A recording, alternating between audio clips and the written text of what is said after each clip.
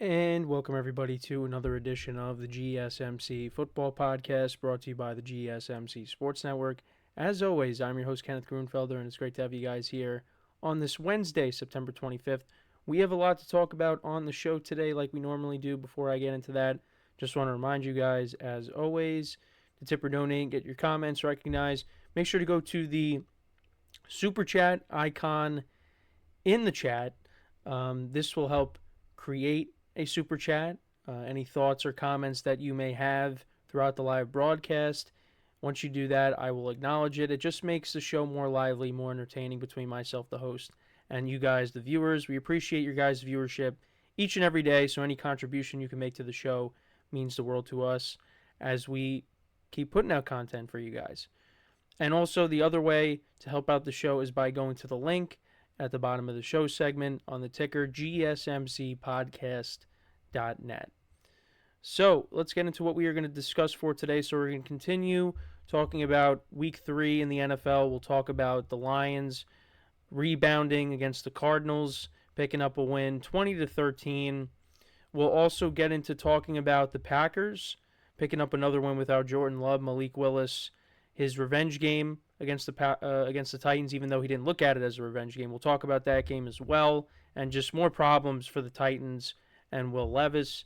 Then in the third part of the show, we'll talk about the Broncos upsetting the Tampa Bay Buccaneers. That was one of the biggest upsets of the weekend. So we'll get into that. Bo Nix picking up his first win. Then in the third part or the fourth part of the show, we'll get into talking about as well the Giants picking up their first win of the season. That was a big deal. So we'll get into that. And then in the final part of the show, we will get into my power rankings, my top 5 teams after Week 3. Now, I didn't do power rankings last week because I'll be honest, I really didn't know how to rank the teams last week. It was really tough. So I just did not even attempt to do power rankings. But this week was a little bit easier. So top 5 teams to end off the show. So let's get into the first topic, which is talking about the Lions picking up a win against the Cardinals. So the Lions, they had a disappointing loss to the Buccaneers in Week 2, a home game. Oh, didn't want to do that. They lost to the Buccaneers 20-16. The Cardinals were all over the Rams, a team that usually owns them. And this was an interesting game coming in, because would the Cardinals put on another encore or put on an encore performance like they did against the Rams? How would they be against a team like the Lions, who you look at them right now, still haven't looked great offensively, but they're going to get it going eventually. Got it going a little bit here. Sorry, I can't even talk. But yeah, the offense still doesn't look great. However, the defense for the Lions really stepped up in this game. I mean, they shut down Kyler Murray in that offense for pretty much the whole game. So let's kind of go through the game summary. So the Lions, on their first drive of the game, they went 9 plays, 70 yards down the field, a little over 4 minutes of time of possession. And David Montgomery from 1 yard out scored a touchdown. And then the Cardinals answered with the touchdown. So you thought, okay, this game is going to be back and forth all day. Cardinals went 8 plays, 70 yards, a little over 5 minutes of time of possession down the field. And Kyler Murray connected with Marvin Harrison Jr. for a 10-yard touchdown. So that's his third touchdown in 2 weeks after a quiet debut. Him and Kyler have really been getting on the same page, which is encouraging. And then the Lions answered with another touchdown. Jared Goff connected with AmonRaSt.Brown for a 5-yard touchdown. Jake Bates ended up missing the extra point, so it was 13-7 after the first quarter. Then teams exchanged punts. Then the Lions scored another touchdown. Sam Laporta had a 24-yard reception in this game. They eventually got down there. So Goff connected with AmonRaSt.Brown for 1 yard, and then he lateraled it to Jahmyr Gibbs for a 20-yard touchdown. So, yeah, that was a good play by the Lions. And we saw last year when the Chiefs attempted to do that, and you know, Kadarius Toney ended up being offsides on that play. So, um, yeah, and then that's what happened with, when Mahomes started freaking out over it. But yeah, that was a good play. So that put them up 20-7. Cardinals got a field goal before the end of the first half, and that made it 20-10. And the Lions did not score after that.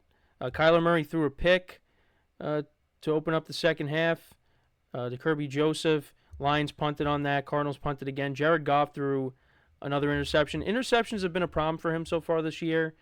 So hopefully they can get that. They clean that up. But yeah, so then the Cardinals on their next drive, they went for it on 4th and 1 from the Detroit 24, and it looked like Kyler did pick up the first down initially, but they reviewed it and it got reversed, and they turned it over on downs. And then the Lions turned it over on downs too. They went for it on 4th and 1.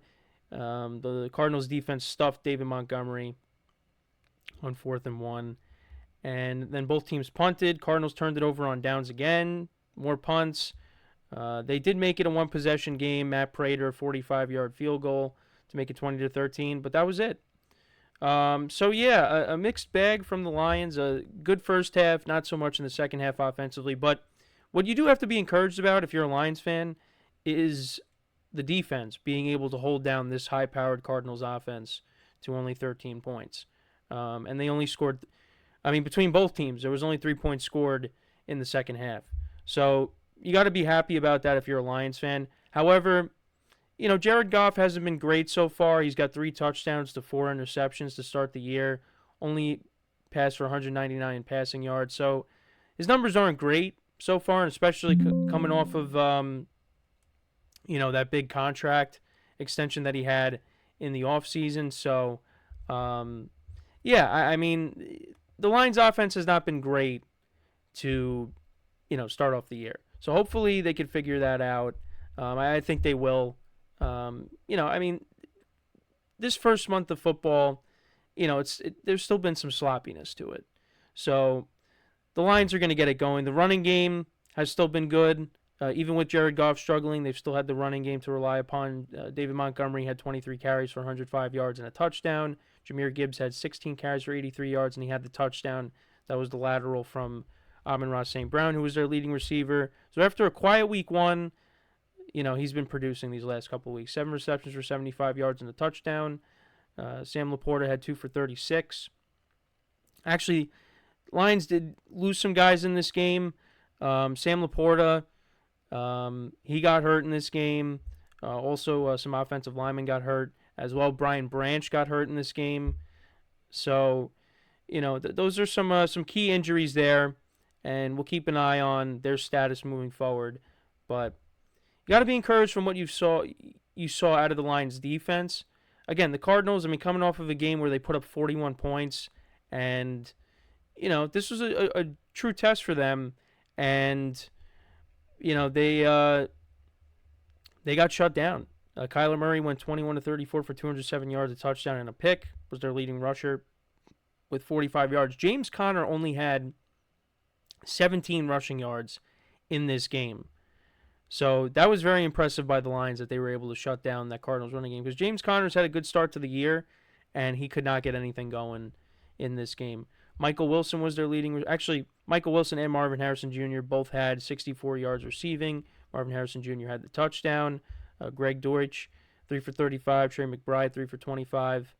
Cardinals defense had a couple of sacks in this game. But, yeah, their next opponent, they take on the Commanders, so that should be an exciting game. Look at what the Commanders did to the Bengals. I think that game could be high scoring. And then as for the Lions, next week they take on the Seahawks. One of the games, we have another doubleheader on Monday Night Football, so they'll be taking on the Seahawks, a team that they've had a problem beating the last couple of years. The Seahawks have won the last 2 meetings, so we'll see how. I actually think you can even. I think it was actually last 3. Last 3 meetings. Every year that Jared Goff has been the starting quarterback, they've lost to the Seahawks. Because you can even go back to, I think, 2021. They lost to the Seahawks there. So in the Jared Goff era, he has not beaten the Seahawks as the starting quarterback of the Lions. So we'll see how it goes on Monday night. Seahawks have been playing well. They're 3-0. Lions 2-1. But yeah, let me know what you guys think about this game. What were some of your takeaways from it? Um, it was a tough game for the Cardinals, but like I said, this does speak volumes of how improved this Lions defense is. That they were able to go in there and shut down an offense like that, because this offense has started to click for the Cardinals.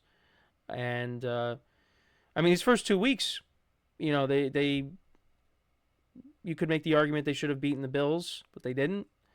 And then they were all over the Rams, and then they go up against the Lions, and they couldn't really get anything going. So, if the Lions' defense is better than what it was last year, and once Jared Goff starts to get it going, this team is going to be really dangerous as we progress through the season. So, but yeah, let me know what you guys think about this game. What were some of your takeaways from it? So, we are going to take our first break of the show, and then when we come back, we will talk about another NFC North team. We'll talk about the Green Bay Packers and their win over the Tennessee Titans. Of course, Malik Willis making his return to Nashville after the Titans traded him. And we'll also talk about the Titans, and we'll talk about this game from their perspective as well, because their quarterback continues to struggle, and they're now 0-3. So we'll get into all that. Also, Jordan Love was practicing a little bit before this game, or leading into this game. So it's possible he could be back this upcoming week against the Minnesota Vikings at home, which is a huge divisional game. So we'll get into all that when we come back from our first break of the show. So with that being said, stick around, and we'll be right back here on the GSMC Football Podcast.